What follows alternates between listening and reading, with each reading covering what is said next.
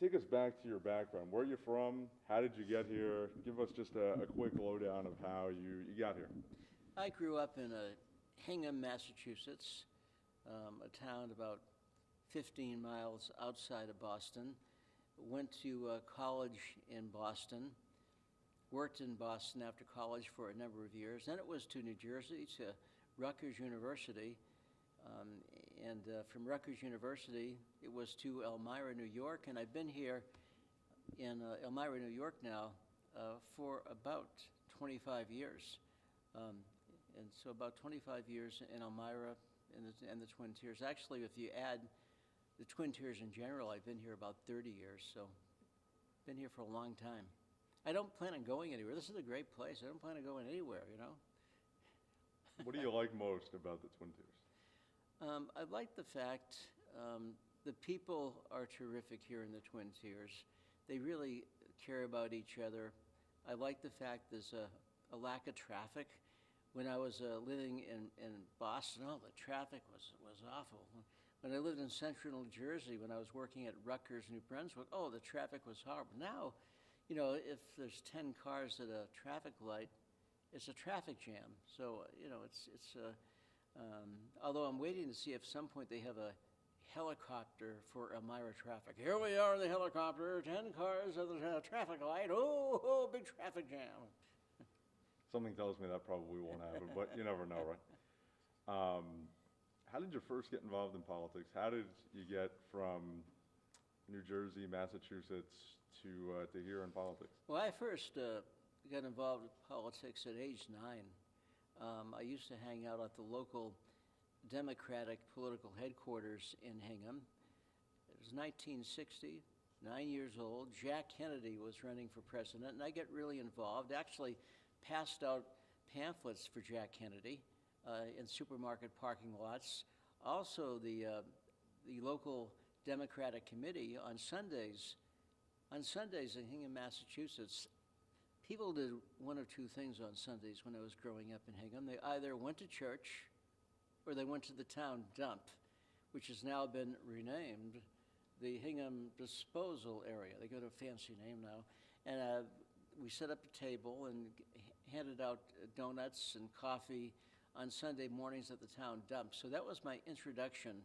That was Politics 101 for Dr. Coleman, handing out literature at the dump for Jack Kennedy in 1960. So I decided I would major in politics, but I also really wanted to go into communications because my family is a communications family. So I ended up getting a PhD in political science, a master's degree in journalism, taught at Northeastern University as a professor, then went to Elmira, went to Rutgers University in central New Jersey as a dean, an academic advisor, and taught political science at Rutgers. And then it was got my big break to be an associate dean and came to Elmira, New York at Elmira College and started as associate dean, ended up as dean of faculty and vice president of academic affairs.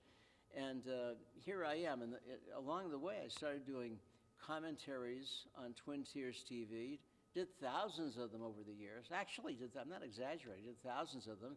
Lots of TV appearances, TV shows on WETM, the premier medium for news in the Twin Tiers, as well as the other station. I was on the other station for a while, and then WETM said to me, come on over to WETM, and I came over to WETM. I came home to WETM.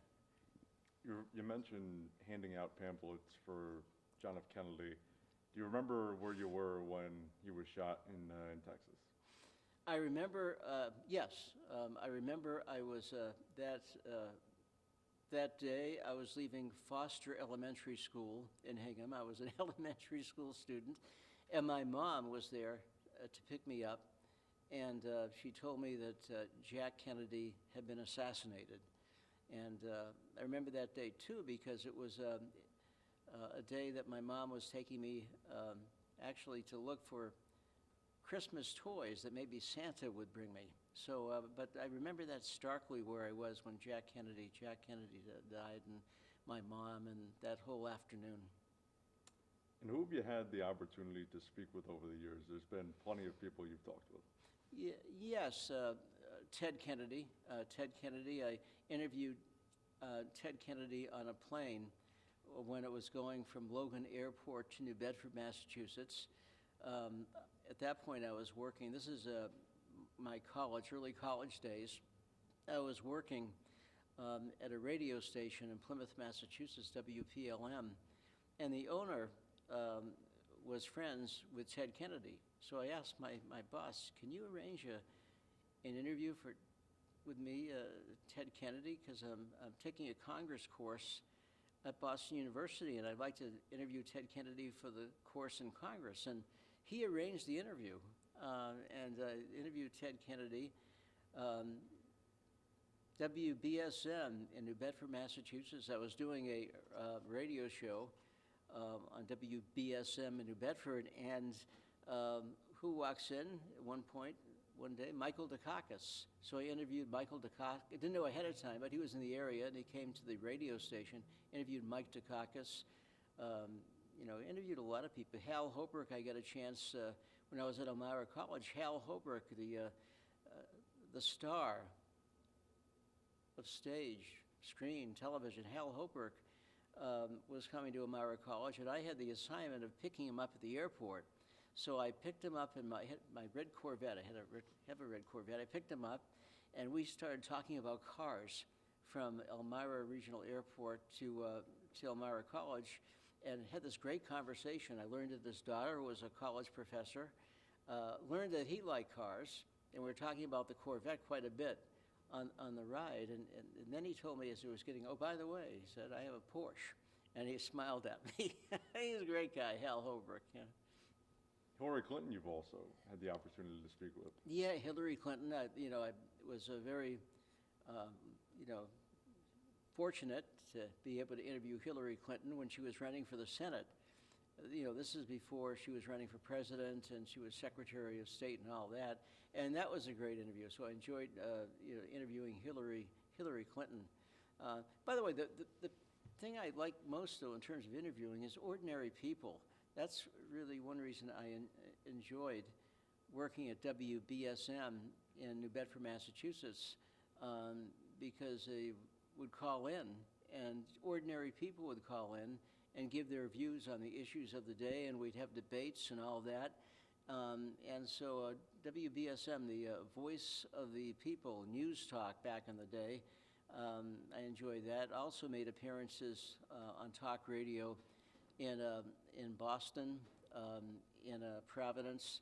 Also as a guest on talk radio, Gene Burns, a fellow named Gene Burns from Bath, New York, became famous as a talk radio host in Boston, San Francisco, and around the country. And when I wrote a book called Street Cops, and he interviewed me on my book on WRKO in Boston, and I was on the Gene Burns program. Highlight. What a great guy, Gene Burns. And then I found out, my God, he's from Bath, New York. Well, what would you expect? A nice guy. You've held many positions at Elmira College over the years. Talk about your experiences at the college. My experience is working with lots of students over the years, lots of faculty over the years, working with parents, and those are the highlights. The best experiences working with the students and the faculty, the parents, also the trustees. The trustees put in a lot of work behind the scenes, and I say cheers to the Elmira College trustees. And by the way, this is not alcohol, this is coffee. This is coffee. I'm not boozing it up here on WETM in this profile, no. Or are you? Are you lying to me? I'm kidding, I'm kidding. Want a sip? No. I gotta work.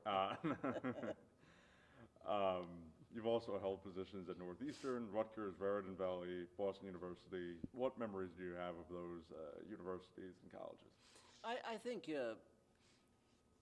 making a difference in the lives of students.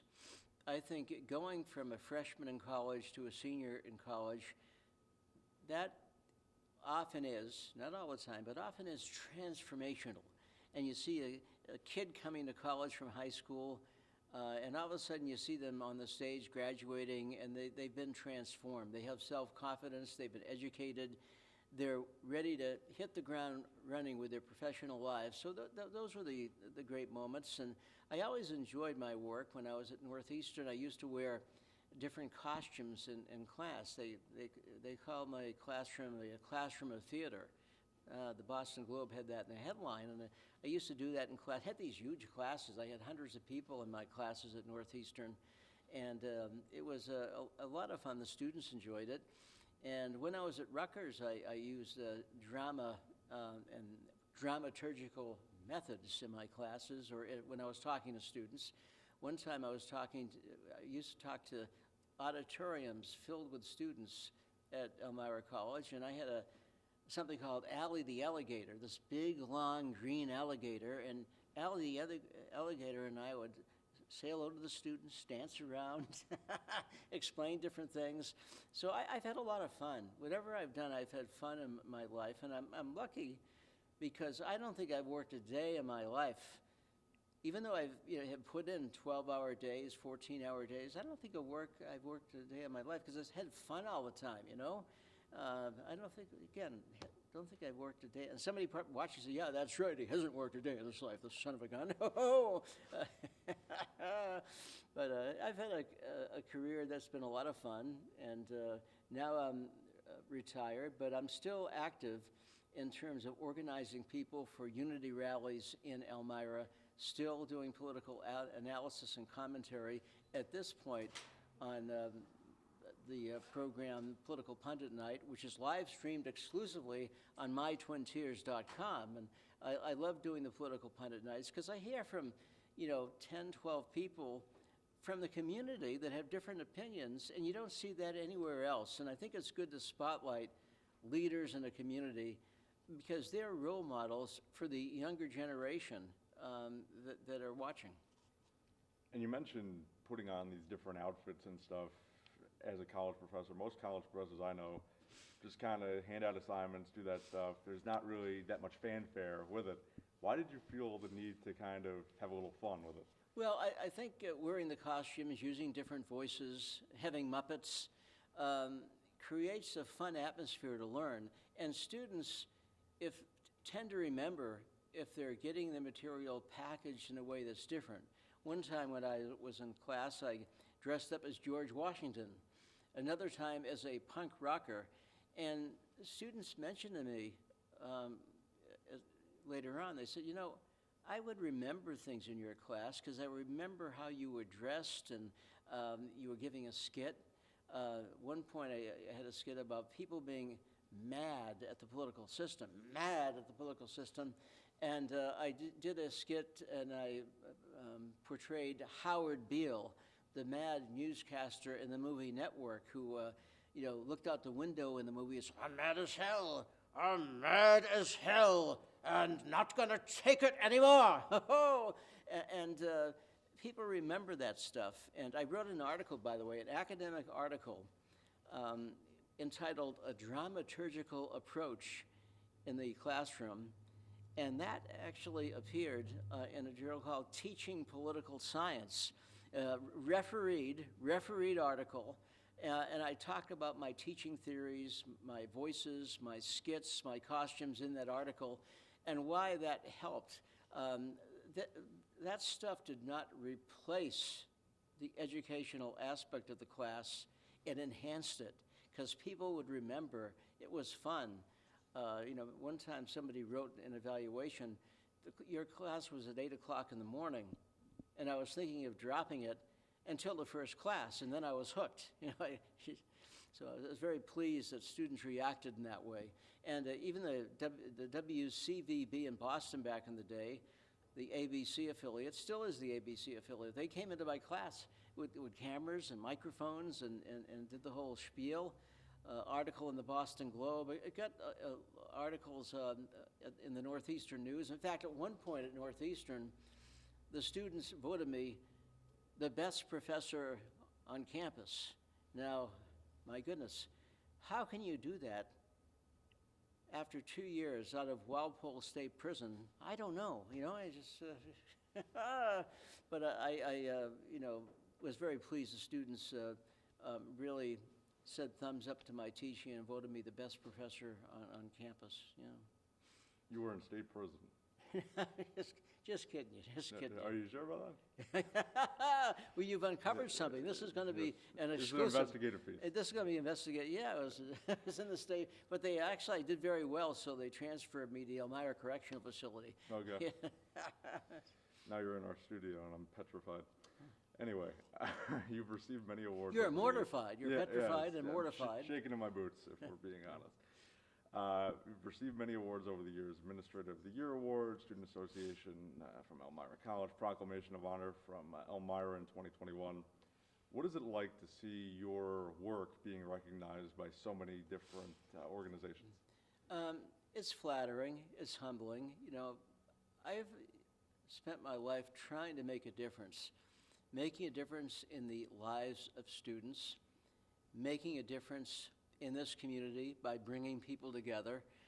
That's what it's all about, making a difference for the greater good. That's what I've tried to do throughout my life, and I'll continue to do until the last days. You know, I'm here in Elmira to stay. I'm not going anywhere. I know a lot of people are going to be sad. He's not going anywhere.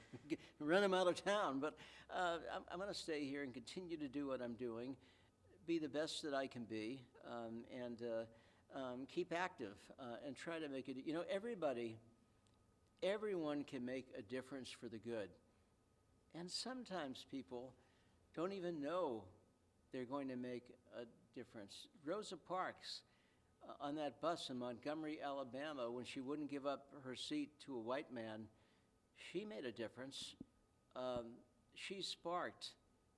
She was a catalyst for the civil rights movement. She didn't know that was going to happen. She was a seamstress in Montgomery, Alabama. So people can make a real difference, whatever they do. Oh, there was a guy I met in Boston. His name was Sidewalk Sam. I interviewed him when I was a journalism student. I interviewed ordinary people doing extraordinary things. And Sidewalk Sam had his own gallery, but he was known for, had chalk, and he was on the streets, the sidewalks, you know, depicting murals, painting murals on the sidewalk. And I remember at one point in the subway system of Boston, he did that, and he had this mural, and he did it with his chalk and stuff, and he said, "Merry Christmas to the world," from Sidewalk Sam. And Sidewalk Sam made a difference for the good. His art was not just in stuffy museums. His art was also with the people, of the people, and for the people. Hey, that was pretty heavy stuff. And Sidewalk Sam was a great guy. Remember, when I was a college student, I said, "I'd like to interview Sidewalk Sam. I'm going to Boston University. I'm a graduate student in journalism. I'd like to interview you." And he said, "Well, I'm busy right now." And, you know, he showed me work he was doing on the sidewalk and the mural he was doing with his chalk. But he said, "You know, at 3 o'clock, can we meet for a beer?" So I said, "Yeah, I like Sidewalk Sam." So I met Sidewalk Sam for a beer and had a beer with him. And then there was another guy named Stephen Baird. And Stephen Baird was a street singer. A street singer. He'd open his guitar case. People would put money in. I interviewed him, and he told me that at one point he was being arrested. The police were telling him to get lost and all this stuff. But then he and the group organized and got the city to change a local ordinance to allow troubadours, to allow street performing. And so there's a guy that made a difference. He ended up at one point performing in Washington, D.C. at a big event. You know, they invited him, you know. So I'd like to see ordinary people making big differences. And you mentioned that you're going to keep working and doing this stuff until your last days. Have you thought about mortality? Have you thought about, you know, just making the most of your days? Well, I'm making the most of my day every day, and I like doing, you know, I remember at one point and I enjoy it, you know. and enjoy every minute. I remember at one point there was a book. There's a book called The Last Hurrah, and the main character is a mayor, Frank Skeffington, who's modeled on James Michael Curley, the mayor of Boston, who got reelected from jail. And Frank Skeffington ends up dead. They think he's dead. And this guy is looking at him and says, well, if Frank had to do it all over again, he'd do it differently. He would do it differently. He'd repent. Things would be a lot different if Frank, and all of a sudden, Frank is on his deathbed. They think he's dead. He gets up and goes, the hell I would. And so I'm enjoying what I'm doing. I'm trying to make a difference. I love politics. I love the media. And I love doing political pundit nights on mytwintiers.com. And love doing those nights in the theater. That when the political pundit nights first started, they were at the Coleman Center. They were at the Elmira Heights Theater. We got hundreds of people for the political pundit nights. And you know, one person said to me, political pundit night, are you crazy? Who in Elmira, New York is going to go to a political pundit night, you know? And hundreds of people were showing up, you know, and people are interested. They want change. Some of them are as bad as hell and do not want to take it anymore, you know? And so the people are great. People are sold short. You know, people say, oh, people don't care. People don't give a damn. Yes, they do. People really care. They'll come out for a political pundit night. They'll speak. They'll watch. So you have to give folks credit. I think what happens is if you keep saying people are apathetic, they don't care, then people start to believe it. People start to believe that lie, that myth, that people don't care, they're apathetic, when in fact, if people organize, they get knowledgeable, they're not apathetic, they can make a difference for the greater good. And that's one of the things I really like about Elmira, New York. Lots of organizations are sprouting up all over the place. People are active, they want to make a difference, and that creates momentum. The more that happens, the more momentum, the more things can change. And you know, there are those that say, you can't fight City Hall.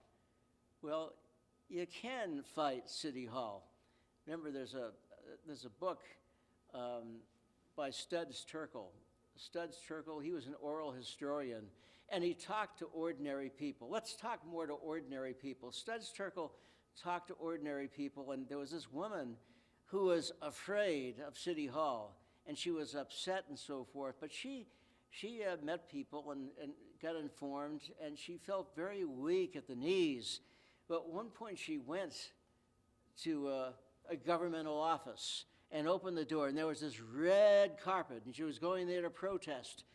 And she stepped on that red carpet, and she said she no longer felt powerless. She felt exhilarated that she could make a difference.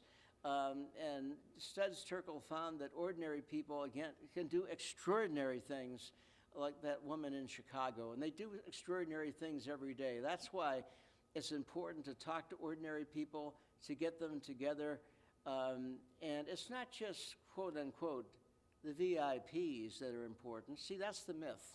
Can't fight City Hall, oh, I have no power. Well, if you think you have no power, you're going to remain on the sidelines, and you're going to end up being powerless. But if you get active with other people and organize, you can make a difference each and every day in your community. It's not just what happens in Washington. It's what happens here in Elmira, New York. It's what happens in Corning, New York, in Bath, New York, in Mansfield, Pennsylvania. You know, it's happening everywhere. People getting together, making a difference. Let's recognize that. That's why I have a slogan for the political rallies I've had in the last few years, and that's been unity in the community. There's synergy and unity in the community, people getting together and realizing they have power, they can make a difference. And it's not just about the VIPs. The VIPs are ordinary people. every day and that work every day, that raise families, that go to church every Sunday. They're the people, I think, that really end up being the pillars of the community and making such a wonderful difference in the lives of the kids growing up and so on. And how important are those unity in the community events to you personally? Very important to me, very important to me. I think that it's important, whatever you're doing, whether you're a college professor or a college dean or a political analyst, or you live in a community, to make a difference for the better, to inform people and make a difference. And I think I've spent my life doing that, and my goodness, I'm ready for the rest of my life. It may be short, but I'm ready for it. What is your proudest achievement? My proudest achievement is not any one particular thing. It's a collage of all the students I have helped over the years. And you never know when you're going to make a difference. One student years later told me that I made a difference in her life because she came into my office and wanted to know if she had the right academic background and it was doing well enough to go to law school. And I talked to her for a half hour. We talked about law school. Then she told me years later, when I left your office, I had confidence that I could go to law school, that I could make a difference. Before that, I didn't think I could. I didn't have any self-confidence. I only thought law school was for the most important students and all, and so she ended up going to law school, getting her master's, and now is a practicing lawyer in New Jersey and New York. And so I made a difference in her life. You never know when you're going to make a difference. And it can be small things, it can be large things. And so I think through my life, the proudest achievement is making a difference in the lives, or doing my best to make a difference in my community with my students.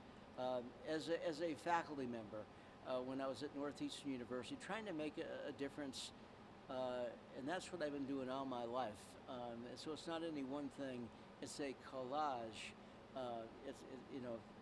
It's all of that together.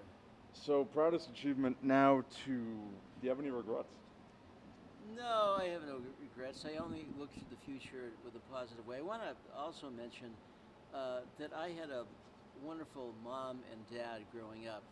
My mom and dad encouraged me. I had a wonderful brother. His name's Mike. He's still around, lives in Naples, Florida. So I had a wonderful family and wonderful parents. I had challenges as a kid. I had problems learning how to read, learning how to write. I needed speech therapy for many years. People listening probably say, well, he still does. But my parents did the best they could, in fact, made a real difference in my life. So for all those parents out there watching, if you have a kid that's having trouble learning how to read, learning how to speak, learning how to do things that kids easily pick up, most kids easily pick up, do your best to get them help. Speech therapy at the school. My mom during the summer took me to a reading clinic in Boston run by nuns when I was growing up. Every day she would drive me into Boston Monday through Friday during the summer. It was called the Cardinal Cushing Educational Clinic. And so my mom helped me a lot, and the school helped me a lot, and my parents were wonderful. And I have a great brother, Mike, in Naples, Florida. What is it like being a political pundit? Well, it's sort of like I went to school years in political science. Also, for years, I've watched the news very carefully. I'm a news junkie. And it's great to be able to comment on the personalities and the political issues of the day. And also, what's great about it is to get other people watching, get other people listening, get other people responding. During the years, I've had folks that have really enjoyed my political analysis and commentaries, and they've agreed with them. Others really can't stand me and can't stand what I've had to say and disagree with everything, that's fine. Congratulations. If I've had that impact on you, I've succeeded.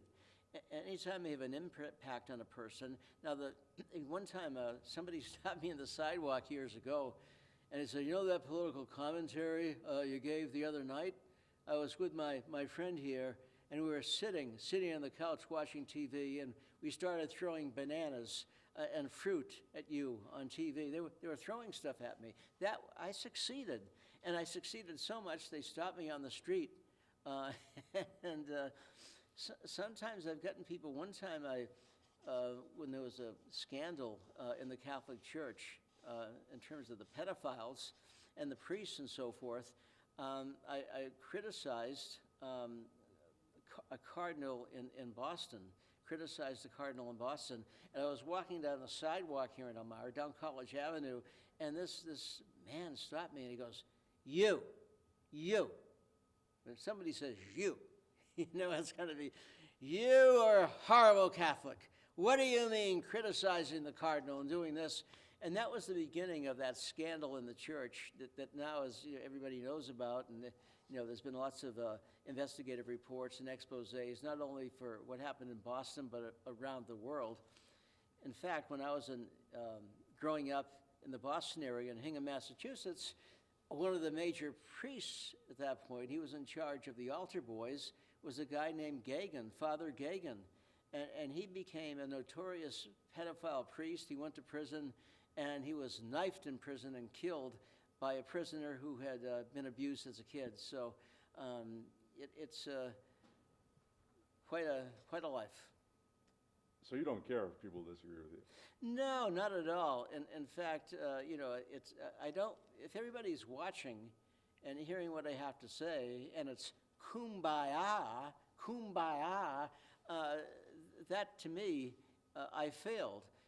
If people listen and say, okay, he's making sense, he's getting me to think, or other people are saying, I can't stand the man, I don't like him, I hope he moves out of town as soon as possible, I've succeeded in that. So, and even people that are critical sometimes tend to be more vocal because they use that phrase from the movie Network, they're mad as hell, and they don't want to take me anymore. On social media, the people that tend to be critical are the ones that type in a lot. Oh, my goodness, Dr. Coleman, I hate the guy. I don't like the way he walks. I don't like the way he looks. I don't like his hair. I don't like anything about the guy. And so some of the stuff is very personalized. But again, I'm getting people to react and think. And when that happens, I've succeeded. And I get people that are very much thumbs up over the years and thumbs down over the years about what I've had to say. And that's good. If everybody was snoring and not paying attention, but they're not. They haven't. And the political pundit nights got hundreds of people, and people were saying, no one's going to go to those political pundit nights, Dr. Coleman's political pundit nights. What a joke, what a joke. And then everybody shows up, and at one point there was standing room only. People were getting mad because they couldn't get into the auditorium. This happened over at the Coleman Center. So it's good if you're going to be a political analyst or commentator to not be, hi, I'm your boring political analyst, to give you a lot of pablum about what's happening in society. You don't do that. No, absolutely not. I'm Mr. Sleepy. I'm Mr. Summonex. I'm Mr. Sleepy, and here's your political analyst. Yes, back in the day, there was horses in the Pony Express, and that's my opinion. What's yours? I used to. Maybe try that next time. Yeah, that's maybe give it a go. I used to. People have stopped me over the years in stores and places, and I used to tag and my political commentary segments was I'm Dr. Stephen Coleman. That's my opinion. What's yours? And people stop me in Weiss Market or Wegmans. Hey, Dr. Coleman, could you give us the what is it? Can you do it? Can you do it for me? I say, oh yeah, that's my opinion. watch yours. And that's been fun. I've enjoyed that. And also, people I find are remembering stuff from years ago. And that's one thing about TV and the cybercasting and all the rest. You never know who's out there. You never know who's going to remember. So that's kind of the fun of being a political analyst and commentator. You get people to think, you get people to react, and to my segments on that's my opinion. What's yours? So how have American politics changed, say, from the days of Jack Kennedy to now Donald Trump, Joe Biden, in your eyes? Politics at this point is polarized. It's mean. People and families aren't talking to one another because someone wants Donald Trump and another person wants Joe Biden. It's become dysfunctional, polarized, horrible. Washington is in paralysis. In our democracy is in real trouble. And it's too bad because ordinary people are continuing with their lives and doing good things in their communities. So, yeah, politics at this point is on a cliff, about ready to fall off. That's my opinion. What's yours? So, where do you, I guess, lean? Are you an independent? Do you lean left? Do you lean right? Where are you in the spectrum of politics? I consider myself a conservative, but not on all things. Financially a conservative, liberal, more on social issues sometimes. So I'm not an ideologue. An ideologue sees the world through a set of lenses in a certain way, and it's very narrow. I don't consider myself an ideologue. I call out the way I see it in terms of issues, and to be honest, I'm a registered Republican. But over the years, I've been independent. Years ago, I was a Democrat. So I've gone all over the place. But at this point, I hope at this point it's time to get the American house in order. And you need people who are not people that are playing to the camera all the time. You need people that are dedicated, that are willing to compromise. Old saying that politics is the art of compromise, now, for the most part, it's not the art of compromise. It's the art of combat. And people, Ukraine has been a bargaining chip. The border has become a bargaining chip. Everything is a bargaining chip that impacts on human lives. People are dying. People are being killed. And so the politics is dysfunctional. It's mean. It's nasty, and it's horrible. So back in the days of Jack Kennedy was ask not what your country can do for you, but ask what you can do for your country. And that was resonated around the world, Jack Kennedy and public service and the Peace Corps and all the rest. So things at this point are mean and nasty. And politics has become reality. It's become a reality show.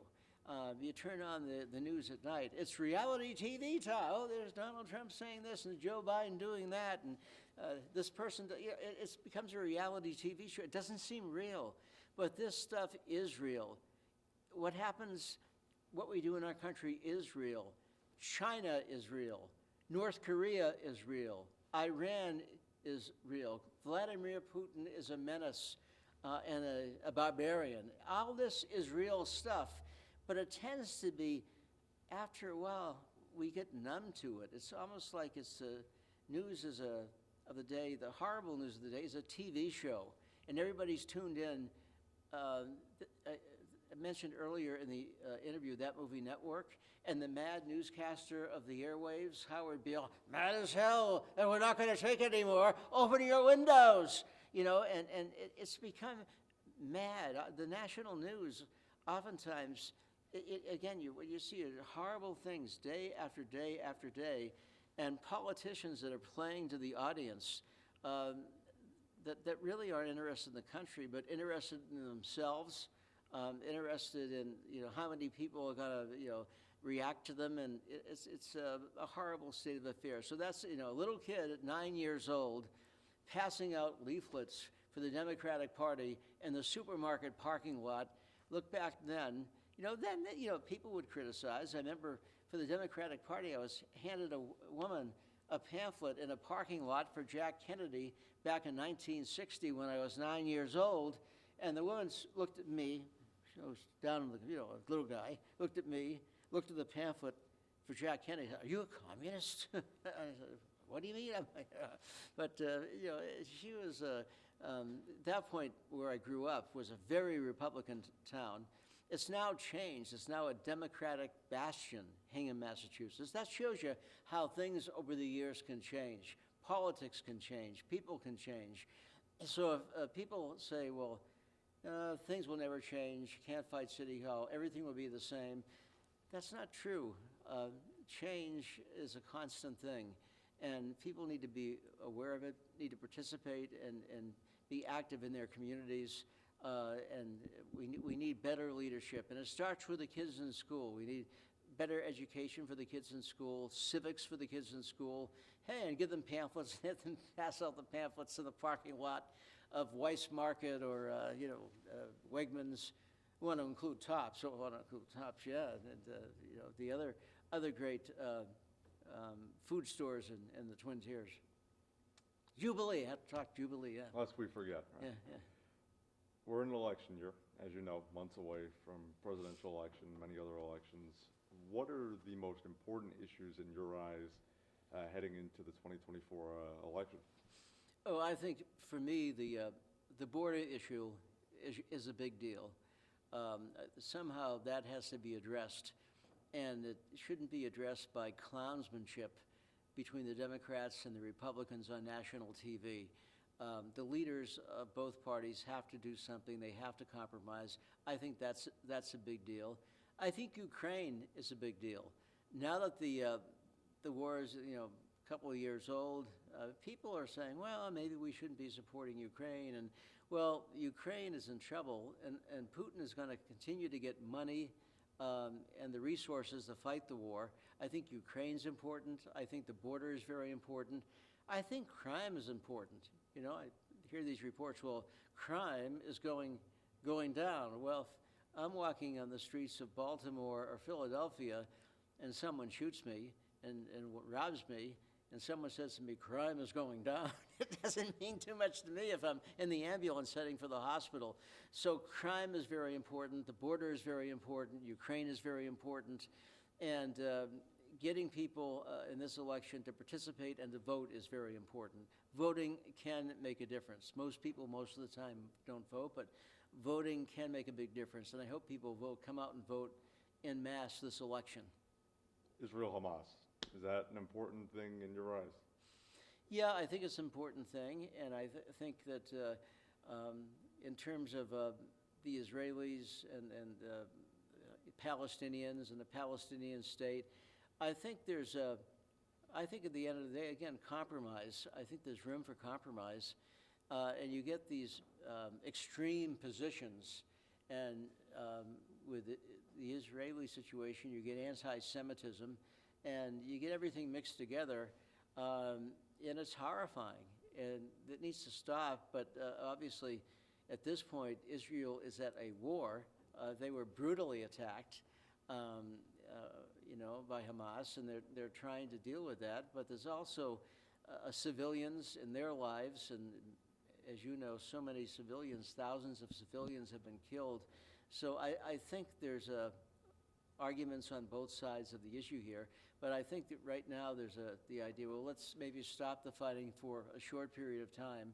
A ceasefire for a short period of time. The United States is going to be putting, or has put that forward. I think that's something that should happen. And is there anything else you'd like to add before we wrap up here? No, I just want to say that local news is a big deal because it reports what's happening in people's lives and community lives. You don't get that in the national news. And I was watching WETM television last night, And there was lots of material on local news, organizations, groups that are doing things. And this is happening in communities all over America, all over America.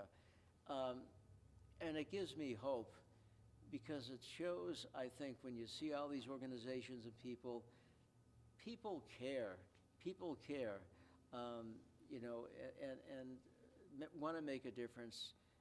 There's unity in the community. It's happening all over the country. And people that say there's no hope, everything is horrible, don't believe them, because if you believe that, you're going to be in a situation where you're demobilized, you feel powerless, you're alienated, powerless, and you don't do anything. You're on the sidelines. If you're not in the sidelines, if you're in the sidelines, nothing is going to happen in terms of what you believe in. Nothing, unless you get other people to come off the sidelines with you and make a difference. And that's what I hope continues to happen. And also participation and a difference for the good, to value people's lives, you know, and stop crime. Stop the crime. That's very, very important. Stop Putin. That's very important. Safety is important. And the border is important too. You know, we can't, as a country, keep having thousands and thousands and thousands of people we don't even know who they are coming across our border. That's not a country. And so our politicians, the political system has failed us. And that's why lots of Americans, many Americans, have lost faith in the presidency. They've lost faith in Congress. They've lost faith in the Supreme Court. And our institutions are real low. And so it's time to change things for the better. And it starts, you know, people are watching now. Look at me on the TV, folks. I know it's hard to look at me on the TV. Oh my goodness, you're gonna run for the door. Oh, there he is. But for those that are watching, and the children watching, make a difference. Try to make a difference now as best you can in every day of your life for the greater good. And if that happens all over the country, America will be a beacon of hope on a hill, and America will shine. It's been great doing this interview. Local news is king as far as I'm concerned in terms of the news, because it's real. It's what about it's everyday people and their everyday lives. That's local news. National news is fine, but it's not everyday life of people. What's happening in Church Street or on Water Street or in Corning or, you know, places like Bath and Hammondsport and Hornell, you know. So it's, I salute local news, and I really appreciate this opportunity to sit down with you, Joe. And, you know, it's an honor, and I'm humbled by it. And my pledge as a member of this community is try to make a difference every day. And I'm staying here in Elmira. I'm not going anywhere. I'm staying here. I've been doing, been living in the Twin Tiers now, you know, Elmira, plus for a while lived in Mansfield, in the Twin Tiers for about 30 years, and doing stuff involving the media and the community for just about 30 years now. And I spent a good part of my life, you know, involved with community action, commentary, analysis, politics, and I plan to continue to do it. I'm going to do it until the day I die, God willing. And of course, that's my opinion. What's yours? That's all I got, Dr. Coleman. Thank you. Yeah.